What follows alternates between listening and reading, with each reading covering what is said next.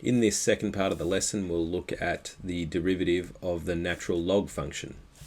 So last lesson what we did was f of x equals e to the x, then we found that f dash x was also e to the x. And we'll use that to try and find a derivative of g of x equals log e to the kx. Okay, so we want to find g dash x, basically, the derivative. So to do that, we'll let y equal log e to the kx and solve for x first of all. Okay, so if that's the suggestion, then we're going to go e to the y equals kx, x equals 1 over k e to the y. Okay, now what we're going to do is get the derivative of this, because this is just this in a different form. It's in exponential form. So what we'll do is we'll go note dx dy, not dy dx, equals 1 over k e to the y. Okay, now there's nothing startling about this other than we already know something about e to the y. E to the y is kx. So we can also say dx dy is equal to e to the y, or we can say it's kx, because that's what e to the y is, it's kx. So we're going to go kx over k. So dx dy is equal to kx over k. Now we're not really interested in dx dy, we want dy dx. Okay, so all we do is flip that and flip that, cross multiply, whatever you want to call it. We'll say dy dx is equal to k over kx. Those things cancel out, leaving us with 1 on x. Okay, so g dash x is equal to 1 on x. So there you go. The derivative of a log base e function is a hyperbola. Who would have thought it? All right, so there it is on the formula sheet. Log ex is equal to 1 on x, or the derivative of log ex is equal to 1 on x. Okay, so one thing you need to know, and this is not on the formula sheet and perennially stuffed up, is that the derivative of log e ax plus b, so if we've got what's being logged in that form there, then it's a over ax plus b. After a while, you just sort of remember that, but it's good to know why. So it always comes back to me with the u sub, y equals log e u, where u is equal to ax plus b. Now we'll go dy du equals, now we just found out that if y is equal to log eu, then the derivative will be the hyperbola 1 on u. And du dx here is going to be a. So via the chain rule, what we do is we multiply these two together, and what we've got is dy dx is equal to a multiplied by 1 over u. U is equal to ax plus b, or a over ax plus b. So there it is. Okay, so that's why that is the case.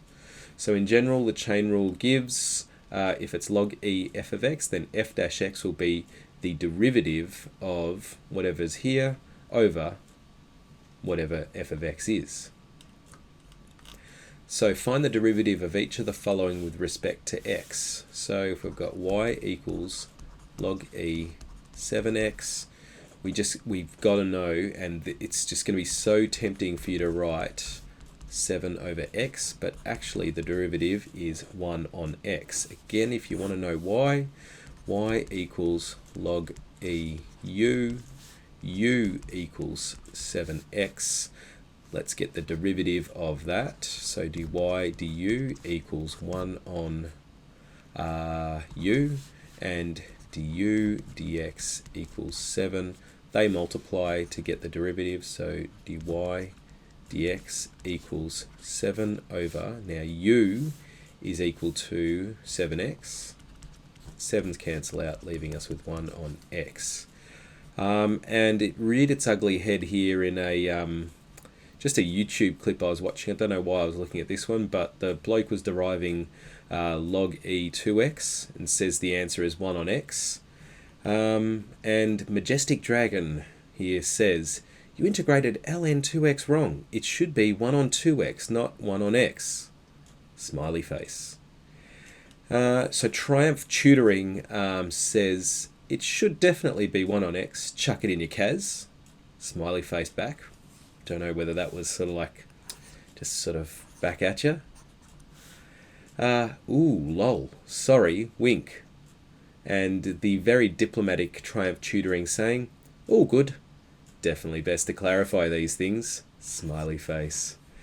So yeah, love seeing that. And ooh, someone got burned. Anyway, YouTube comments are always amusing. Okay, so an interesting outcome when transforming logs. So let's find the derivative of f of x equals root x and hence find f dash 16. I'm going to slam this out on the calculator. So shift 7 equals shift root x diff f of x, or diff and a shift 8, and with x equals 16. Alright, so there is our derivative at x is equal to 16. The answer is 0.125. Okay, now we're going to diff root 2x. Okay, so shift define f of x equals shift root 2x. Diff it. And do that with x equals, what is it, 16. And we get that. Okay, so let's write our answers in. So f dash 16 equals, let's go 0.125 and roughly equals 0.176 dot dot dot, whatever it is. Okay, so the other thing I want you to note is, for these anyway, that these are not the same. Okay, it's not the same number. So important to note. All right, let's keep going. Shift 7 define, and we're going to go shift 5 for the natural log. And let's go diff again.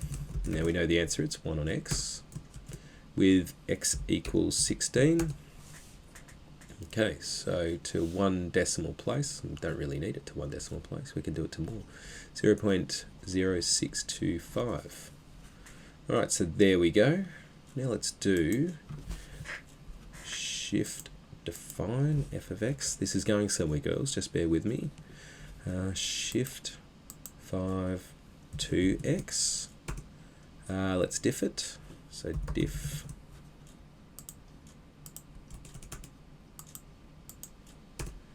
and answer equals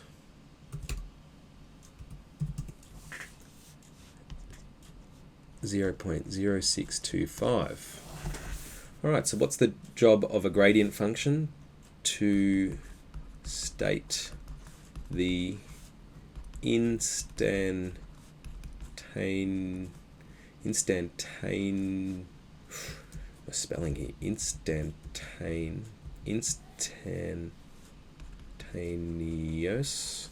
rate of change of a function for any value of x, where it's defined, I suppose. So a, b, different at x equals 16, c, d, same at x equals 16, even though they're different functions. So that's important, okay? And here's a proposition. Something unique to log functions is that dilations from the y-axis can be performed by vertical translations. It's the same thing. And here's the reason why. If f of x equals log 2 8x, that can be written as log 2x plus log 2 8. Remember that there's a rule that when we add common base logs, we multiply what's being logged. So that's 8x. And remember, log 2 8 is just 3. So basically, f of x equals log 2x plus 3. Now, we can graph it and see what happens, but I assure you they're exactly the same thing. Now, why is that important to note? Okay, because if f of x equals log 2 8x, when we derive it, I assure you f dash x equals not log, equals 1 on x. And if we derive this, we're going to derive log 2x, which is 1 on x, and the constant, or 3, chops out. So that's why the derivative is exactly the same. That's why when we bang 16 into both of these, we get the same gradient. Alright, so conclusion, g of x equals log 2x. Then if I dilate by a factor of 8 from the y-axis, it's the same as translating 3 units up. Okay, so this is unique to logarithms, and it won't work for other functions, so just be aware of that. And here was a really good VCAR problem a few years back now.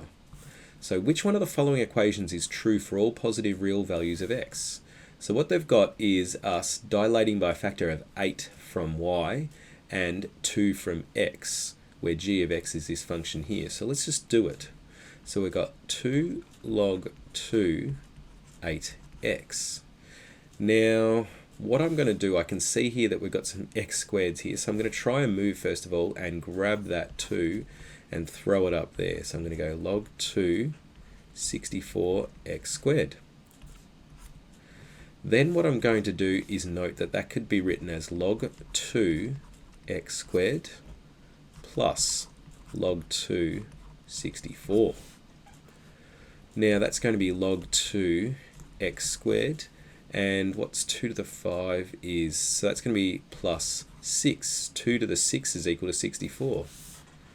Alright, and we've got it, okay, because if you bang in x squared, so this is the same thing, g of x squared plus 8, that means that for this function here, you replace x with x squared, and you add 8 to the result, it'll be the same as doing this. Okay, so A is our answer here.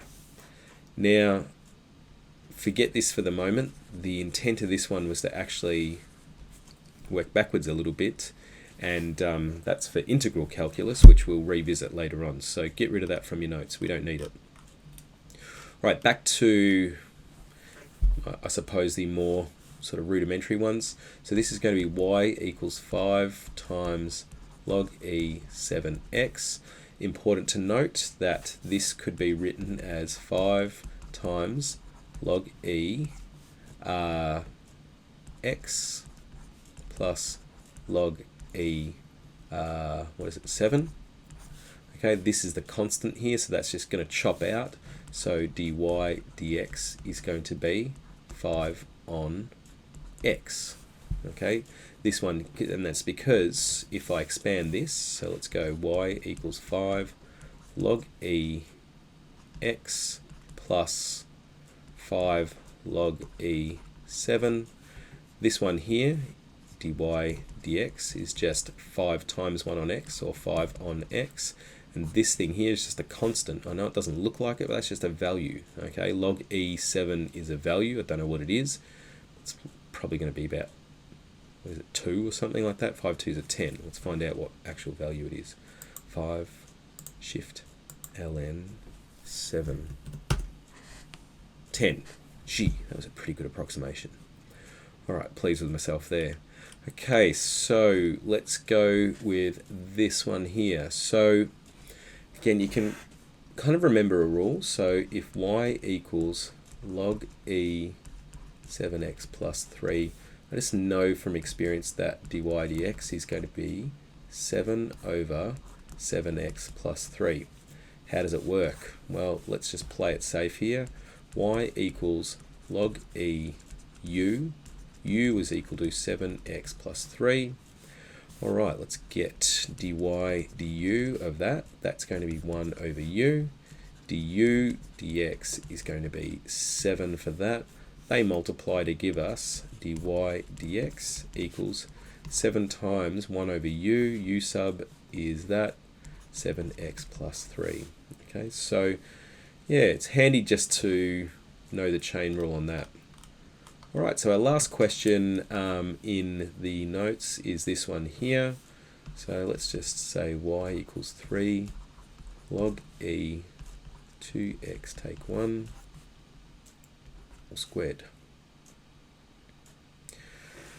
Okay, so this one here, we are going to use the chain rule and do this. So y equals 3u squared, where u is equal to log e 2x take 1. Okay, dy du is equal to 6u.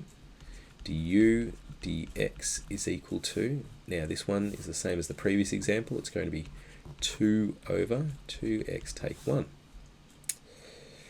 Okay, so what's going to happen is we're going to get dy dx is going to be 6u, so 6u is log e 2x take 1 times 2 over 2x take 1. Could multiply that, 12 log e 2x take 1. Don't really need those brackets, to be honest. All over 2x take 1. Yeah, I don't know which form I like better. For some reason with logs, sort of feel like that e pushes at, so we write it like that, but it doesn't really matter. Okay, so there's 9h there. So that's your homework for the second part, is diffing e to the x and diffing log e to the x. Or log e of x, I should say.